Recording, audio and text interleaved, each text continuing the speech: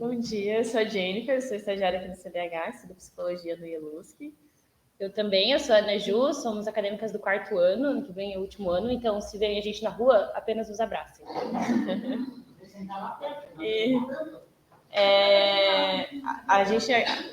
O dia de hoje a gente está falando sobre a juventude negra, né? E obviamente a gente não vai trazer esse ponto, porque somos duas mulheres brancas. A gente vai trazer um recorte mais para a nossa vivência, então, jovens mulheres e da comunidade LGBT, né? Mas eu acho importante também trazer isso que a Ana Lúcia e a Zóbia trouxeram, de que não é só pessoas pretas que podem fazer parte dessas falas, né? Até porque eu lembrei, inclusive, quando vocês falaram de um poema que foi recitado no Islã, inclusive lá na faculdade de LUSC, que começava com: Ei, branco, você sabe o que é branquitude? Porque eu sei. E era um homem preto recitando. E é bem isso, as pessoas pretas, além de saber as suas próprias vivências, têm que estudar sobre a branquitude e ensinar, né? São colocados nesse lugar de ensino, enquanto as pessoas brancas vão se afastando da discussão para, inclusive, se sentirem menos responsáveis pelas práticas, né, de racismo que acabam falando, trazendo para suas vivências sem se responsabilizar por elas, né? Eu acho que antes de qualquer apontamento de tudo que a gente viu aqui, que foi muito enriquecedor, né? Agradecer todo mundo que está aqui, que contribuiu com as falas, foi muito importante, as falas da Zâmbia, da Cíntia e de todos vocês. Mas eu acho que é uma coisa que mexe muito com a gente, desde outros eventos do CDH, é que geralmente, todos aqui somos jovens, não quero ofender ninguém, tá? Deixa eu fazer assim. Mas é que geralmente nos eventos do CDH, desse ano, porque é quando a gente estava aqui como estagiárias, nós éramos as únicas jovens dos encontros. No sentido, assim, jovens de que estar na vivência, na formação.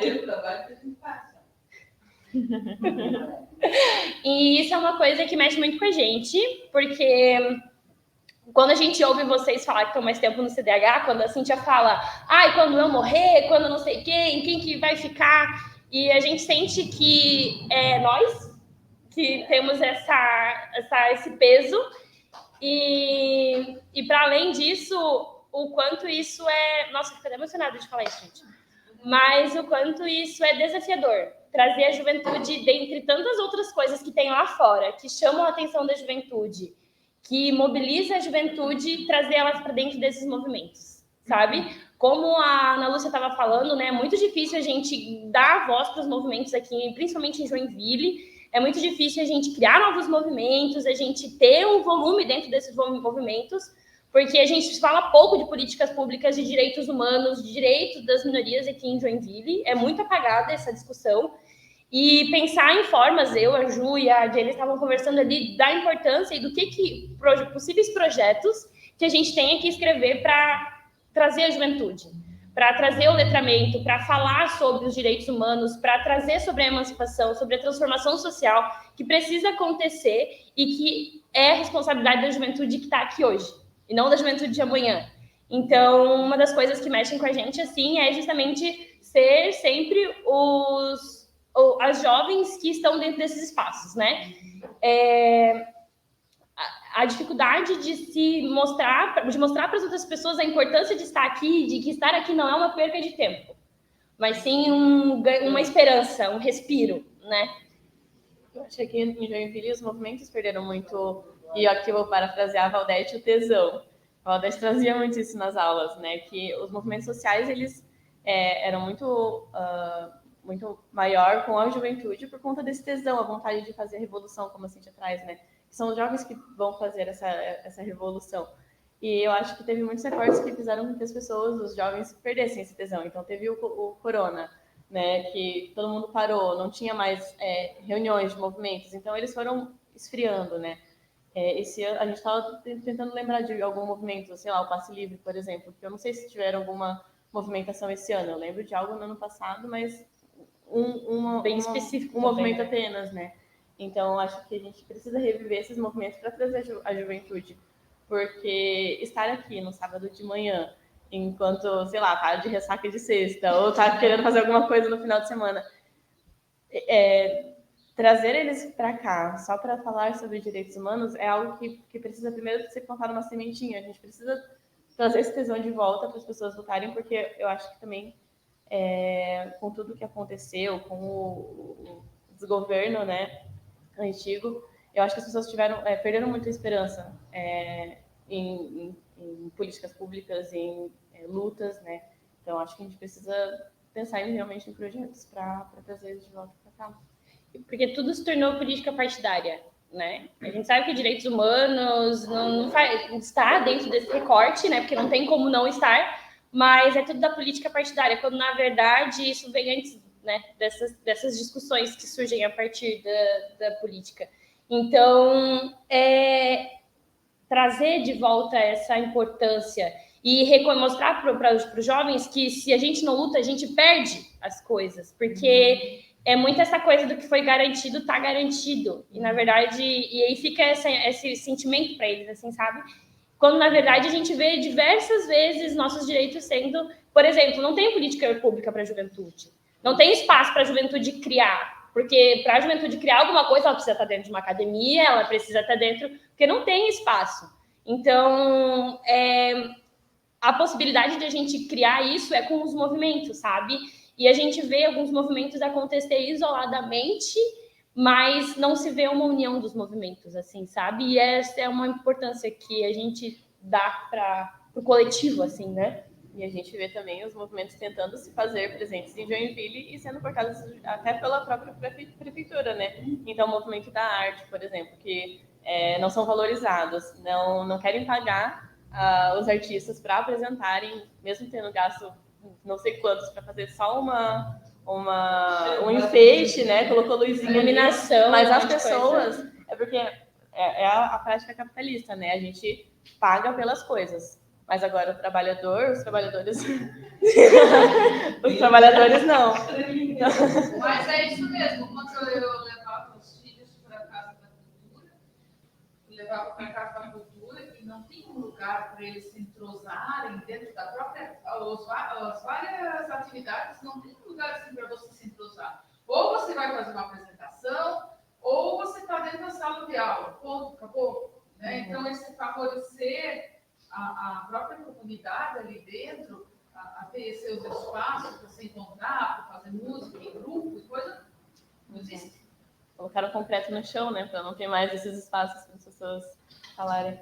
E aí eu acho que é isso, né, valorizar os movimentos, até os pequenos movimentos que tem aqui, né. Então a gente tem pequenos movimentos de dança, por exemplo, pequenos movimentos culturais em Joinville, a gente precisa valorizar eles, porque justamente isso, né, só para finalizar ali, que as coisas elas têm valor para quem tem o capital, né? Mas as pessoas não. Então as pessoas são mal pagas, mas o que elas estão vendendo, o que elas estão, os materiais em si, né? Eles são valorizados. É isso. Pensando assim, né, na questão de ser jovem, tá dentro dessa realidade de Joinville, assim, é muito complexa, porque a gente vê que várias políticas acabam não funcionando, né? Então, por exemplo, a gente é da comunidade, a gente entende e dialoga com outras pessoas da comunidade a importância do espaço para atendimento da população LGBT, da população trans e travesti. E a gente não vê, a gente entende que para que essas coisas sejam movimentadas e que entrem nas pautas de importância para a gente trabalhar, tipo, a gente viu lá na conferência que teve nesse ano, mas para a gente botar isso em prática, a gente precisa unir a juventude da comunidade e fora da comunidade e dizer que a gente precisa lutar por essas coisas. Mas como que a gente reúne a juventude? Isso é uma coisa que a gente precisa construir junto, porque a gente não tem uma resposta, sabe? Mas como que a gente traz a juventude para dentro desses espaços? Como que a gente dialoga com a juventude de que a gente precisa se unir e lutar? Que postar no Instagram não é a mesma coisa de que ir para a rua e lutar, sabe? Como que a gente trabalha isso com uma juventude que às vezes não está disponível para ouvir? Sabe? São as inquietações que a gente sente dentro da comunidade e para além da comunidade como jovem, assim, né? A gente vê que é uma cidade pouco acessível para a realidade do jovem. Pô, tem jovem que trabalha 8 horas por dia, estuda à noite, 11 horas fecha tudo. Pode falar. Eu queria, assim, nós na casa a gente tem 4 jovens. Tem 3 filhos que são jovens ainda, tem 2 que namoram, né? Tem 5. E vocês não acham assim que é muito puxada a carga de vocês? Trabalhar e estudar, sabe? Então, hoje era para ter vindo, porque aí ela puxou, pegou no pé do meu filho, na hora que chegaram agora, né? Cheguei e falaram que vinha hoje. E eu estava toda boba, né? Vou levar o filho agora lá, que são bem jovens. Daí não deu, porque hoje ele teve que trabalhar, saber estudar e fazer. A filha, né, também faz faculdade e trabalho. Daí chega em casa às vezes 7 horas da noite, só com o lanche vai para o quarto estudar. Não tem tempo, parece que o capitalismo, né? É tudo isso por dia. Consome, exatamente. Tudo. E daí eles fazem faculdade e querem trabalhar e ganhar dinheiro igual os outros. E daí não são atentos para isso. É triste isso, né? Vocês veem isso. Sim. Eu até ia falar sobre isso. A gente tá aqui não é tanto mérito nosso, por exemplo, porque a gente não conhecia o CDH, o que ele fazia da forma que a gente conhece agora. A gente teve o privilégio de ter um professor na nossa faculdade que... Dois, né? Dois, Isso, mas o que trouxe a gente foi o estágio Supervisor, básico, no que é caso. obrigatório. Então, cada grupo foi para um estágio básico e a gente teve a sorte de vir para cá, né? A gente escolheu justamente porque a gente queria conhecer mais sobre os direitos humanos. E a gente estava aqui todas as quartas-feiras, porque a gente combinou com o nosso trabalho, foi feito contrato, então a gente estava aqui. E aí, nos finais de semana, é algo daí extra, né? Que a gente, porque a gente se aproximou do campo, porque a gente gostou de estar aqui, que a gente está presente. Mas, de fato, se a gente não tivesse tido essa oportunidade, talvez a gente ainda não iria conhecer, talvez a gente não seria os jovens que estariam aqui na frente falando sobre isso. Então, eu acho que uma coisa que pode ser feita, né, é justamente isso, essa curricularização de trazer as pessoas das instituições, de faculdades, de universidades, para dentro desses espaços. Porque esse é o único... não é o único, né, que fala sobre direitos humanos. Tem o CAPS também, né, o BS também lá de falar. Mas, especificamente, da luta dos direitos humanos, era o único estágio que tinha na faculdade para esse viés. E isso na nossa, né? Eu não sei como é que são os estágios em outras faculdades, se tem algum. Então, eu acho que esses espaços precisam estar nas diretrizes curriculares, né, para que mais pessoas tenham acesso. Aí, se passam por esses lugares e não cabe a elas, né, saiam e façam as suas próprias escolhas. Mas Em psicologia sai de psicologia. Esse espaço não faz sentido, oportunizar espaços dessas discussões, né, são importantes. E eu acho também que tem coisas que são desconexas dentro da realidade, assim, principalmente quem trabalha e estuda, que está na academia e tudo mais, que eu sou obrigada a fazer estágio para terminar a minha faculdade, mas meu trabalho não é obrigado a me liberar para eu poder fazer isso. Porque a justiça... Não, mas é que a gente fala sobre o peso, né, para o jovem. Exato, e aí esse que é o discurso sempre, que essa é a vida real para o jovem. E é muito pesada. Trabalhar 8 horas e estudar é muito pesado. Mas a gente está sempre nessa coisa de que a gente precisa estar dentro dessa expectativa, que a gente precisa ultrapassar essa expectativa, porque agora a gente tem tecnologia, porque agora a gente tem muita coisa, então a gente tem que ser muito mais. E a gente está cansado. E aí é muita informação. A gente trabalha 8 horas, mais 4 na faculdade, daí pega mais ônibus para ir para o trabalho, ônibus para ir para a faculdade, daí ônibus para voltar para casa meia-noite. Eu saí de casa 7 horas, meia-noite eu estou em casa. Isso assim, eu não, porque hoje eu tenho um privilégio de estar trabalhando em home office, então isso facilita um pouco as minhas andanças, assim, mas essa é a realidade. E aí essa coisa de que a gente tem que estar produzindo e estar fazendo. E aí o meu trabalho não tem obrigação de fazer, mas para eu terminar minha faculdade, porque assim, tem pessoas que entram na faculdade, nas privadas tem gente que entra na faculdade para ter o diploma e aí o pai paga e aí facilita um monte a vida. Tem gente que está na faculdade pagando para estar na faculdade, né? Então não tem uma escolha entre, eu vou estudar, então eu vou parar de trabalhar, ou vice-versa, né? É sempre o trabalho em primeiro lugar. A educação fica sempre em segundo. E, ao mesmo tempo, é essa educação que, no imaginário desse jovem, possibilita ele sair dessa realidade de ter que trabalhar sempre CLT 8 horas por dia para os outros.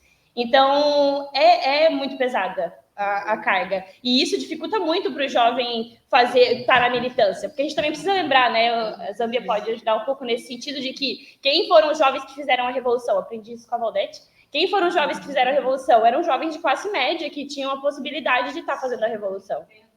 Que tem o tempo. Hoje, exato, tem tempo e dinheiro. Podiam, eu não vou trabalhar, eu vou fazer a revolução. Entendeu? Hoje o jovem, eu preciso trabalhar, porque se eu não trabalhar... consegue pagar o ônibus, não consegue comprar.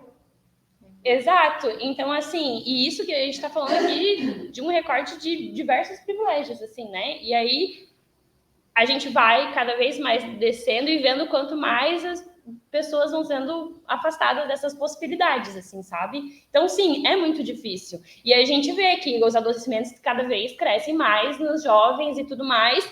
E aí, essa coisa do adoecimento mental, né, da psico, não é validada, não é entendida. Tipo, as pessoas acham que tem que ser algo visível, tem que ser a gente que não aguenta a pressão, porque essa é a realidade. Quando Na minha época não era assim. Na minha época não era assim, eu trabalhava fazia muito, não tudo. reclamava. Exato. E aí esse discurso se perpetua e o jovem adoece e o jovem é o responsável pelo seu adoecimento. Então, sim, é muito... É frescura, não faz sentido, nem faz tanta coisa assim. Olha quantas possibilidades você tem. E aí entra muito assim na questão do privilégio, né? A gente escreveu um artigo, a gente entregou faz pouco tempo, que a gente fala sobre o atendimento no PAS aqui no CDH e o quanto surge essa questão do privilégio, sabe? O que é privilégio? Sabe? Privilégio é eu ter uma casa depois de ter trabalhado 30 anos e ter uma casa própria? Isso é privilégio. Porque assim, quando a pessoa fala, eu sou muito privilegiada porque eu tenho uma casa e aí a gente começa a fazer os recortes de que as pessoas não sabem muito bem até assim sobre o que é privilégio, o que não é, sabe? Daí aquilo que às vezes é para ser privilégio, a pessoa diz, não, mas eu também sofro racismo reverso, sabe? Então, é muita essa questão assim de as pessoas não conhecem mais sobre as coisas. É muito no virtual, assim, é muito no que está ali no feed do Instagram. E não para além disso. E aí a gente precisa trazer essas possibilidades, essas pesquisas. A gente precisa vir para o CDH, ninguém sabe o que é o CDH. A gente precisa vir para o CDH e precisa produzir artigo, a gente precisa... a gente teve a possibilidade de apresentar sobre o CDH lá no Congresso no Rio. E, assim, trazer sabe? Existem esses espaços, a gente precisa fortalecer esses discursos e trazer a juventude. Só que para isso a gente precisa de vocês, dando todos esses conhecimentos que vocês têm para mostrar para a gente como que a gente pode fazer isso, assim, sabe? Para a gente construir isso coletivamente. É isso? Acho que até fechou o tempinho.